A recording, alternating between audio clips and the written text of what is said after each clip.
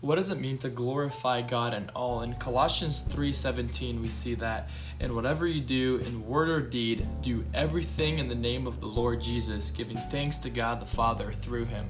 There's a very similar passage in 1 Corinthians 10:31.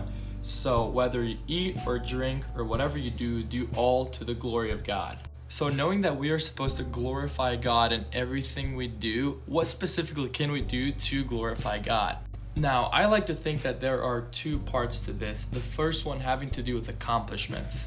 What we often see in award ceremonies or really important competitions is that as soon as a team or an individual person wins something, they go up on stage and say, I worked so hard for this. And I hear the argument that many people make that it is true that that person put in that work for that award or for that prize. The aspect of self-glorification through an accomplishment does not mean that one shouldn't seek such an accomplishment. In other words, recognition by the world can actually be a great outlet to point others to Christ. It's a great opportunity to point out to others that without Jesus, this would be unachievable.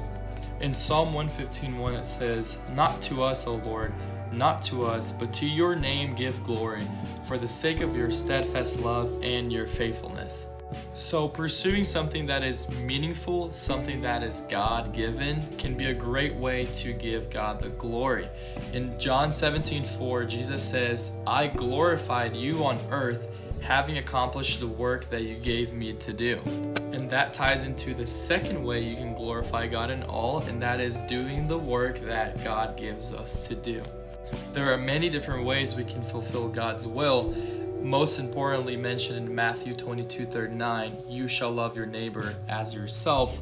Also in 1 Corinthians 10:24, let no one seek his own good, but be good of his neighbor. And so by loving God above all, and then loving your neighbor as yourself, you will see your alignment of thought lining up with God's will. The easiest way to glorify God is to seek the good of others. It's really that simple. Lock in.